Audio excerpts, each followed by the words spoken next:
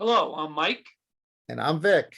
and you're watching METS Met in in Florida. Florida. How's it going, Vic? Pretty good, pretty good. Cool, cool. Nice day here in Florida. Oh, yeah. Is it raining where you are? It was on and off later, Same but here. Yeah, same. It's a little overcast right now. yeah, High overcast skies, as Bob Murphy would say. yeah. I miss Bob Murphy. I I love miss our guys, Joe. but Great. God, man, I I grew up loved him. listening to Bob Murphy and Kiner and Mhm. before you, Leslie. Leslie Nielsen. Leslie Nielsen. Nelson. I was about to say the same thing. I was Yeah, the about to say Naked the Gun. same- Yeah. Uh, I know. No, we have it so good in the broadcast. We never had a problem with the broadcast booth. never. Knock wood. And we've almost become snobs now because when we listen to anything else, it's like putrid compared to. Right. There's very right. few that I enjoy. But so we're gonna review real quick the West Coast road trip, which finished 5-5, Right. which I feel was a success. Yeah, I considering considered. how we limped into all those different series. Yeah. Yeah, it was at least we didn't go under 500. Yep. And there was a couple of blowouts along the way. God, I wish we can do. Every team has them, but it seems like our blowouts happen really early in the game. Yeah, I mean, we do feel the difference is we feel this team could come back from them. Right, and I think that there were a couple of games where you and I talked about it. Was like, well, did it come back? I'm like, take the pitcher out. Yeah, It's like, this is the give one us a team you chance. feel can recover. You know what's sad? Even in that Zapucky game, I know that wasn't in the same road trip, but the Zapucky game, even though we gave up 9, there was that little voice in my head that said, we can actually still. Although we could come back, I was like, just take him out. I was like, Yeah, when you start seeing, yeah, a guy starting to get hit hard, yeah, and it's like even the outs are hard, you're like, uh-oh, this could be one of those games. yeah. No, And you it was just, one of those. sometimes you just have to, he's made the right call most of the times, but I'd there say were, 90%. there's been a couple, there's been a couple of games where I was like, yeah, I know he was looking to the other games, but He plays the long game. I it's- notice. yeah, but No. sometimes, You there want is to a win thing today. about morale. You want to Yeah, win it's like, you don't know about tomorrow. No, you don't. know? Let tomorrow So, take care of itself. I right. appreciate it though, but I get it. Yeah. Yeah. But 5-5, we limped into the Dodgers, I think between jet lag and maybe pressing a little, and Right. being on the road, the flight and all. I'm sure that didn't help, but it was nice that we bounced back in game 3 with a nice little blowout, thanks to Pete, most of it. And then that 4th game felt like a playoff game. Oh my God, yeah. Medina And we Funky survived Cole that onslaught, that Dodger onslaught, yes, and they we come did. back. Yeah. They don't Mentally quit. tough. That team is a very tough team. Yep. And we came back on them twice in that game. Yes. Yeah, resilient. So that's why I said that kid Medina, no matter what he does from now on, he's going to live in folklore for that game. No, I always remember that. The Funky Cole Medina game. Yeah. Funky Cole Medina is right. And But I think Phil Lokes from LA, so it's perfect. Yeah. So what do you take from the road trip? As far as what this that was team is when about? our holes in the pitching staff started to show. Like in the San Diego series, we won pretty handily the first game, and then we got blown out. Oh, we got whooped in the last. But I will say, the second game of San Diego with Bassett, I felt like that had to happen so we could correct. Like that was like rock bottom for him. Right. So, And it's funny because we talked about Bassett and I had mentioned it to you, and I have heard other people talk about Bassett as well, that it felt like he was really being stubborn. Yeah. As far as his pitch calling. There's too many and weapons. He admitted it. And he admitted it. Apologized. He did. I was like, that's the first time I ever heard a pitcher apologize for. He's different. He's very forward about it, forthcoming. And he's like a blessing and a curse. He's got so many weapons. Right. And sometimes I think he gets too cerebral. Yeah, sometimes you're overthinking. And I was like, okay, this guy's not touching this pitch. Don't try to fool him with another. He's not even getting close to this. Yeah, just you can't hit it. Just keep throwing it. Yeah, just like when you're a kid and you play wiffle ball in the back. I was like, well, you throw that slurve, he can't hit it. I just gonna keep throwing it.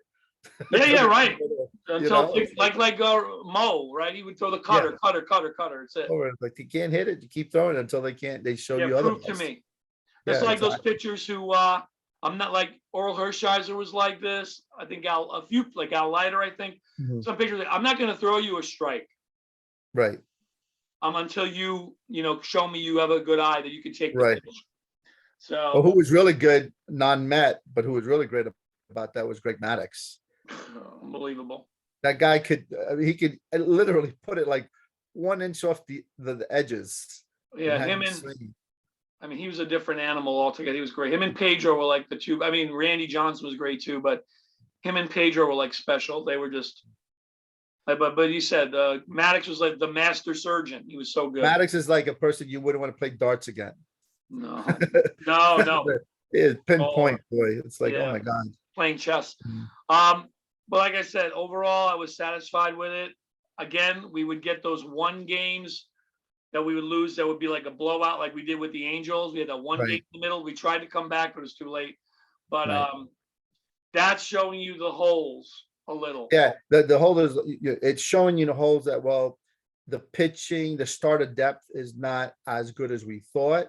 And we don't have those long men in the No. bullpen that we can go to. Well, here's the thing. The long man right now is our eighth pitcher, which is Trevor Williams, but he's really supposed to be the long man. He's supposed to be the long man, That's but how deep we are. I think we might have to, if we make a deal, we'll talk in another video, but if we can bring another starter and have one of those other starters that we're using and put them in the bullpen, then you solve two problems. You get a couple of long men, then essentially you can fill in that one, try to make that deal down the road for that one high octane reliever.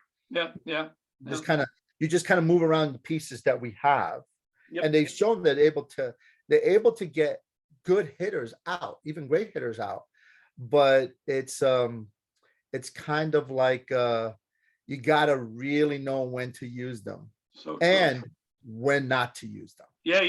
It's not just when to use them, is like when not to use them. And we've seen for a few years now this, some of our pitchers, they're just not really good in back-to-back games, which shows they don't have those rebounds. Yeah. And we said with Lugo, Ottavino.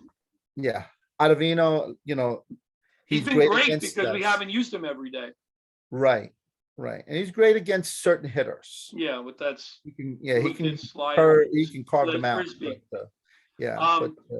That homestand after the West Coast road trip, I thought was a good momentum keeper because we beat the Brewers, tough team, the Brewers. Yeah. Again, that one blowout in the middle, but what are you going to do? But right. we bounced back, and then the taking 3 out of 4 from the Marlins, I thought was huge because they've always been a thorn in our side. Exactly. And we proved that we could do it. We lost game 3. We came back and won game 4, 6-0. We have 11 shutouts now.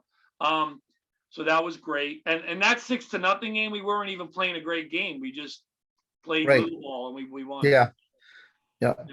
So I thought that was a great Lindor with a gapper that's going to drive in at least 2 runs. Oh, nice. 4-2. Oh, very good. That's 3 RBIs for Lindor now. Oh, nice. For all the Lindorks out there. Yeah. Give the guy a break. Give him a break. He's fine. They're not robots. Playing with his heart. Yeah, they're not robots. We can get frustrated. And I got to say that they probably get more frustrated than we do. We don't even multiply that times tenfold at least. Exactly. But so then we go to Houston feeling pretty good, and yes, we get. It was a mini sweep. Like I said, it's a dustpan. It's not a broom. Right. But I think with the Houston series, we got exposed hitting wise. Yeah. We already knew coming into that. We kind of knew where our holes were as far as the pitching staff was. Yeah. But it also showed that we need to help our pitchers by getting a little bit more thump in that lineup. Yeah, earlier leads. Yeah, because it's asking a lot of having.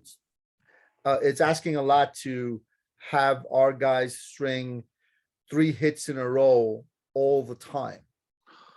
Sometimes it's nice to have that bloop and a blast Yeah. from time to time. And that's where they talk. That's why I say it's easier. We're playing wonderful. I don't want our guys to change. Right. I don't want to change the approach, Just get someone else that could be another thumper. What I think it helps as far as the whole season is that when we're having these games where we're winning, let's say by 2 runs, right? By having another power RBI threat, that 2-run game could be a 4 or 5-run game. That's pretty much, not only is it kind of relaxing for us to watch, which is nice, but it also saves the bullpen. Yeah. So you kind of, it's twofold, it's not, we already showed we can play pressure packed games. So far, we have shown it. We have come back in pressure pack, but we just need, we need a little bit more help to save the bullpen for when you really need. Well, you were saying off the air that time, you would like to see a couple these kind of games. We need like a 10-2 game, 9-1, something like that, 12-3, those kind of games. Like, we talk about those comeback games and the players feel great that they know to come back, but also there is something about having these games when you blow people out.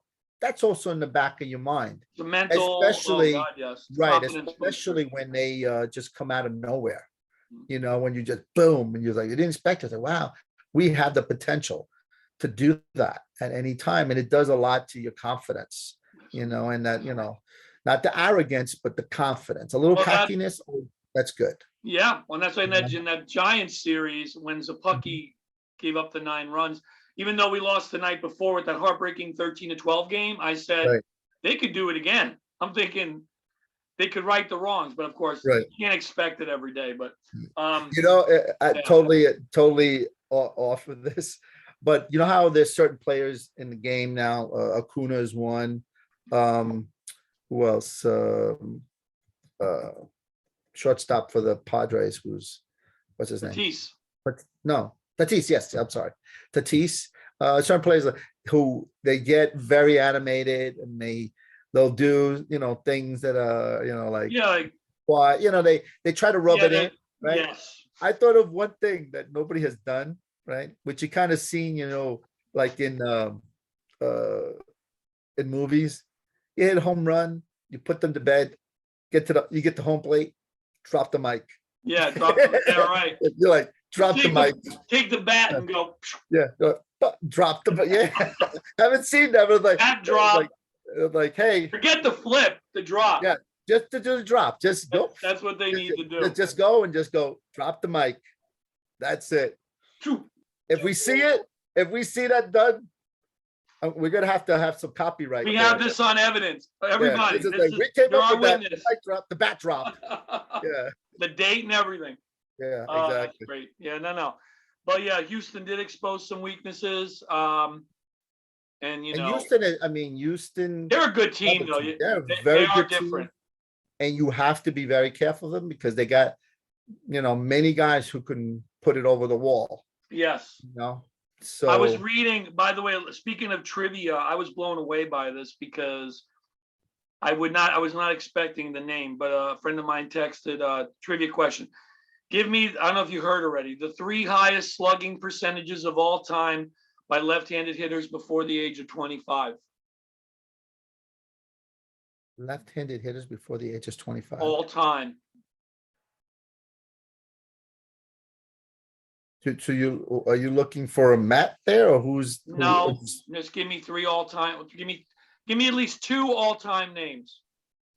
Most left-handed hitters, highest slugging percentage before 25. Okay. Barry Bonds? Nope. Believe it or not, no. Strictly left-handed hitter, no switch hitters. Strictly all-time greats. All-time greats. All-time greats. Ted Williams. Number 1. Who's number 2? 2. Left-handed. Stan Musial? No. Babe Ruth? No. The other next guy in the line. Who's the next guy in the lineup?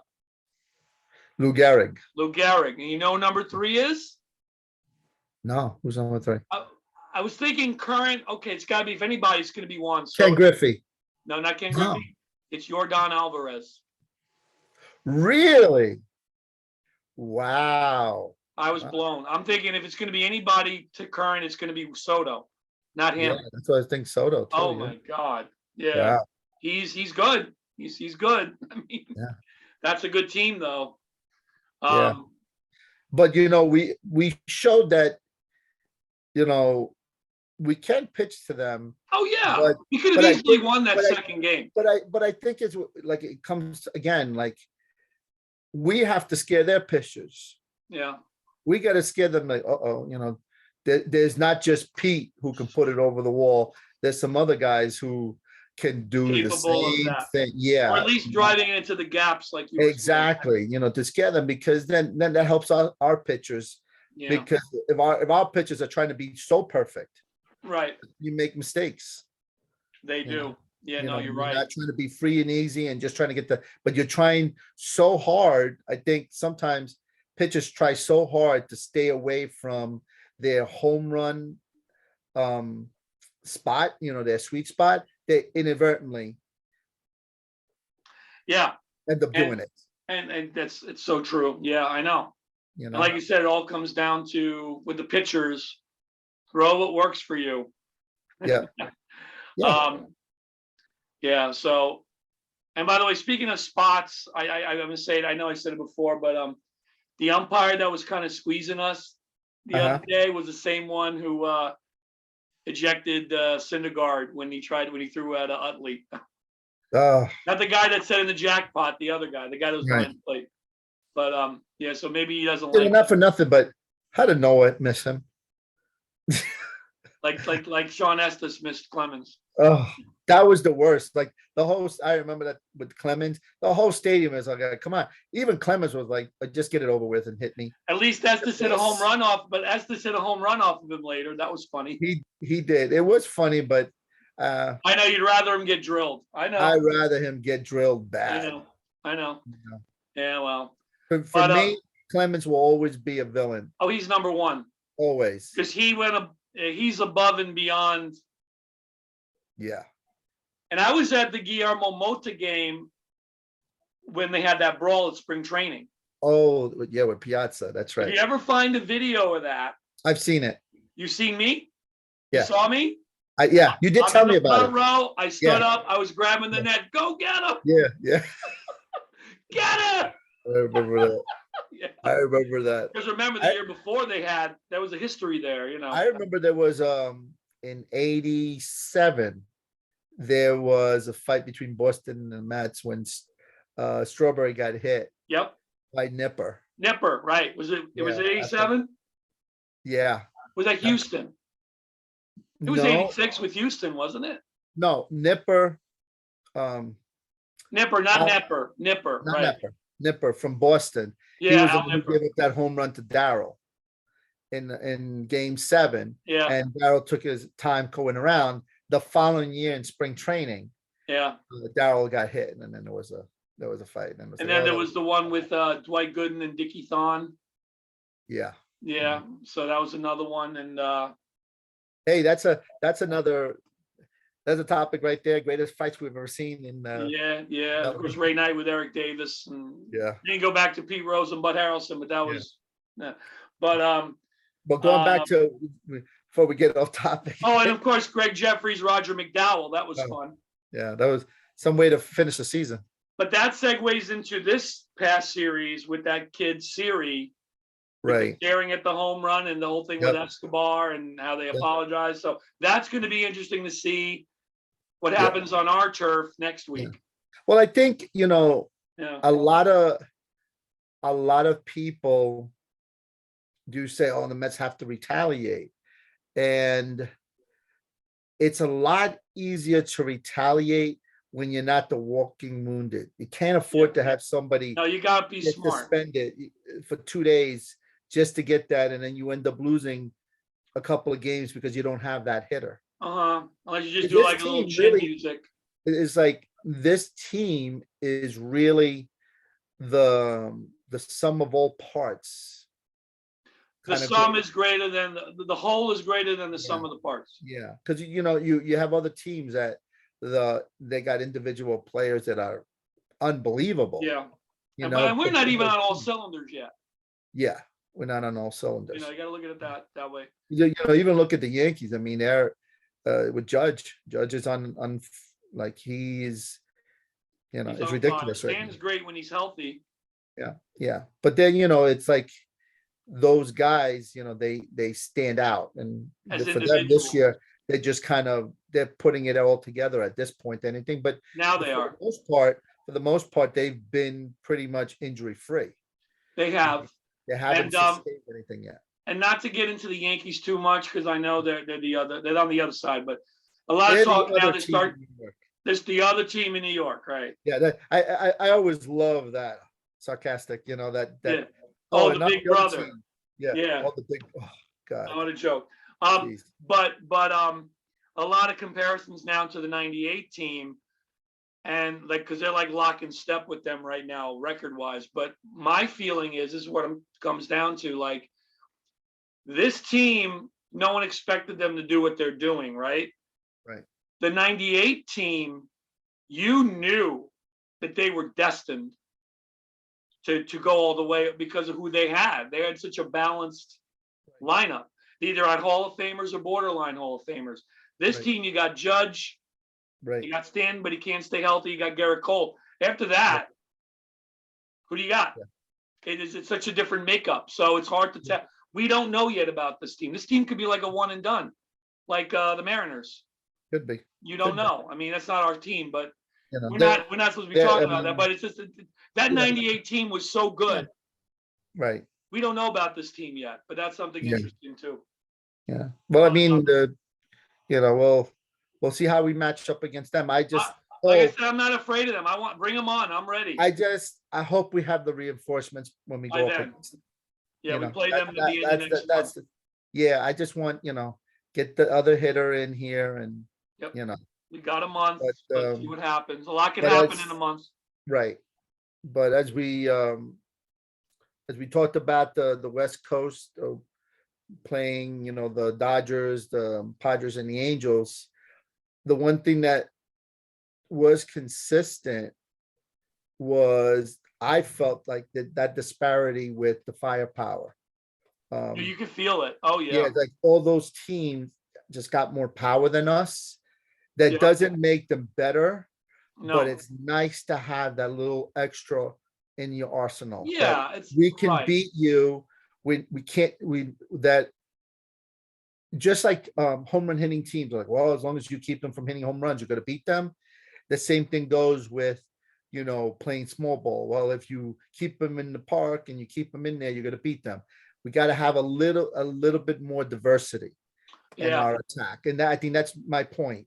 Yeah. Is I saw when I was watching the other teams, I was like, man, I was like, these guys got some good You feel a power. difference. You can Yeah, feel so I a was like, we can beat them, we can keep them. For the most part, we did a good job, but there were some times where you kind of felt like, Well, and that's maybe what's so. scary. Imagine like they're not like the Royals team that beat us in the World Series. They were this kind of team with the small ball, paper Right. cut you to death. I right, feel like our team could be better than that team because I think we Yeah. already have other parts that they didn't have. But yeah, um, but I think yeah. I'm from everything that I've been reading, yeah, insiders and reporters, and even hints from the front office is they are talking about another hitter. oh, easily they have to. They are talking about it. The most focus is you've been seeing the pitching, but I wouldn't be surprised if a hitter comes first. I think we have to almost because you're Yeah, getting Max because back it's like, soon, hopefully. Yeah, I mean, I think you got to make that push for the hitter first, and Yep. then see how everything else plays out, because we're going to be playing Atlanta 15 times. we'll play Atlanta 15 times. Yeah, that's a lot, and I And then- don't want to go again. I don't want to go against them as we are presently constructed. No, and it's funny, by the way, because Atlanta won 14 in a row. Remember the Angels? We were facing them when they were losing all those games Right. again. But getting back to, there's one reason I brought the Yankees up. You could have a good team, or you could have just a good collection of players. Right. That's the difference. Like Right. that team had both. Right. We have a good team. The trick is to beat the teams that are not only good but have a good collection of players. Like you said, the ones that stand out. But Right. that Angels, which takes me to the Angels, it was like, oh, you're facing the Angels when they're weak. But if you look at that team, that's still a pretty good team. It's a pretty They're good not team. as bad as what they were playing. Not at all. It's like No. when you looked at it, it's like you start playing these guys and you're like, Even how with did they lose Rendon all out, those games? It was like they can hit. you got some Hall of Famers in there. You got When you have Otani and Trout. and Trout in there, and I mean they don't have these games where it's like one and done. Those two guys, it's like if they hit a home run, they might get a couple of more Yeah, extra base hits in that game. there you were know? no slouch. Yeah, no, You it's know. like so I didn't there think you they were as go. good as they were starting, but I didn't think they were as bad as they were playing when they were losing either. Yeah, I didn't think so either. You know, But so, but but you were talking, I think like we said, going through all these series and finishing off with Houston, I think is pretty much apparent where they go. Do they do a combination of a trade? I don't think they have enough in their system to have everything solved through trades. There's going to have to be a combination of bringing somebody up, whether it's a Vientos, dare I say Alvarez. and Who knows Batty's what doing the well, or Beatty, he's doing well. I think Beatty, you might have to slow roll He's him a another little bit. year all the way. Yeah, I think he needs another solid year to Yeah, do what, and I think he's based on what I've been seeing lately. I think he's very capable of doing Alvarez, of doing that, but I think he needs a little bit more. It just looks like Alvarez is just a natural born hitter. and if you, See like you it, said, if you could catch him like once a week, right? Alvarez just looks like a see it and hit it guy. yeah, If he can reach it, he's gonna hit it hard. yeah, he will. And those guys, who remind, not to say that Alvarez is anywhere near what I'm Pudge. about to say. No, not even he was not even a catcher, but the best, totally. When they talk about like a idiot savant in certain aspect, he was like this in hitting, and that was Manny Ramirez. That's the one I was gonna say.